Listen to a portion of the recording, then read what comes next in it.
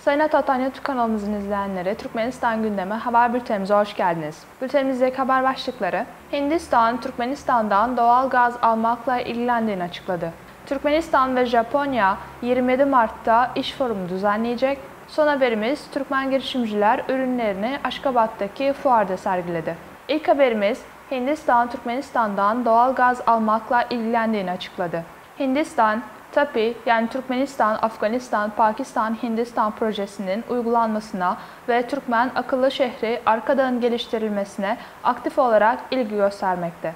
Hindistan'ın Türkmenistan Büyükelçisi Hazarika Bhagat tarafından yapılan açıklamada ülkenin gaz boru hattının hızla tamamlanması yönündeki arzusu dile getirildi. Diplomat, Hindistan'ın TAPI projesini her zaman coşkuyla desteklediğini ve gerçekten hızlı bir şekilde uygulanmasını umduğunu söyledi. Hindistan, enerjinin yanı sıra dijitalleşme, bilgi teknolojisi ve akıllı şehirlerin geliştirilmesi de dahil olmak üzere bir dizi başka alanda Türkmenistan ile işbirliği yapmakla ilgileniyor. Hindistan Büyükelçisi, Türkmenistan ile karşılıklı çıkarların olduğu tüm alanlarda daha yakın işbirliği için çaba gösterildiğini de vurguladı. Türkmen halkının ulusal liderinin inisiyatif üzerine uygulanan Arkadaş şehrinin inşaatını gelecek için umut verici bir proje olarak değerlendirdi ve Hindistan'ın ilgili yapılarının katılmasının büyük bir onur olacağını doğruladı. Diplomat ayrıca ilaç endüstrisinin liderlerinden biri olan Hindistan'ın Arkadaş şehrinin sanayi sektöründe ilaç üretiminin oluşturulmasına katkıda bulunmaya hazır olduğunu da kaydetti. Sıradaki haberimiz: Türkmenistan ve Japonya 27 Mart tarihinde iş forumu düzenleyecek.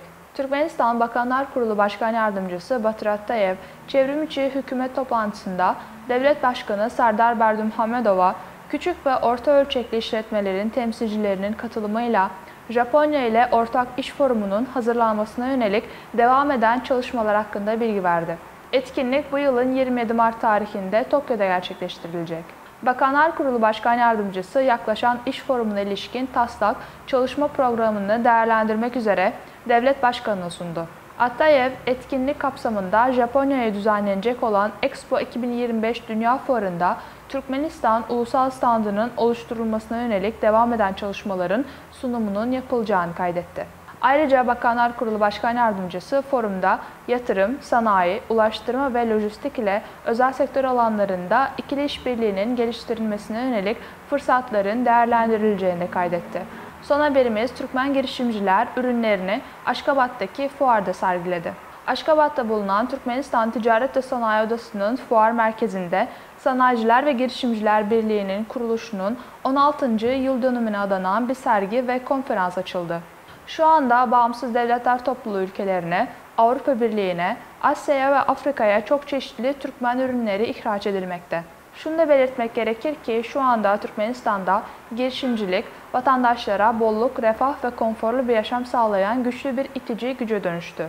Fuar kapsamında 200'den fazla ulusal marka haline gelmiş firmalar ve yeni girişimler çeşitli ürünlerini sergiledi.